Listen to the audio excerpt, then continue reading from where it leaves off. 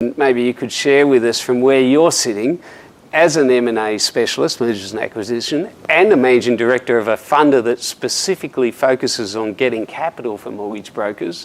Where do you see us right now sitting in the cycle? I draw my inspiration from a book that I read.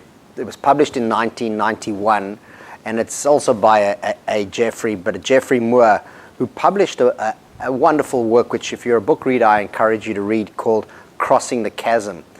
In 2020, I've adapted it and I've called it Crossing the COVID-19 Chasm.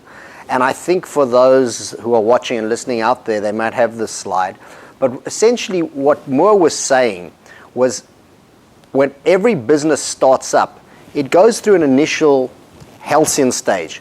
Things go up, they're good, then you hit your first setback, then you have a series of climbs, and then at some stage in the life of the business, you reach an inflection point, and you go through what Moore describes as the valley of death. That's that chasm that you need to get through.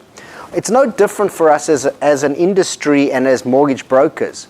Mortgage broking shares 17, 18 years ago, 2%.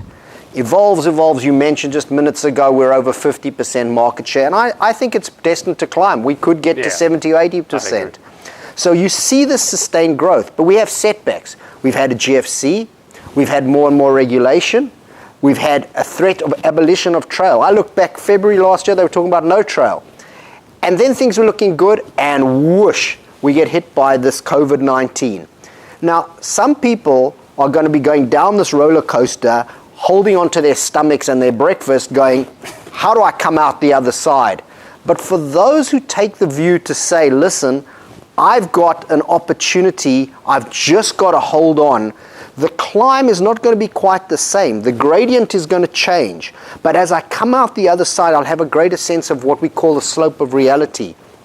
And then you get steady, mature growth. And from an M&A point of view, a business that's demonstrated its ability to transcend cycles, to build value, to build sustainability, and therefore to achieve the greatest multiples. So for those who have got the fortitude, the resilience, and the ability to hold on, this is a sweet spot, but you got to hold on. It's not time to back out unless you've had enough.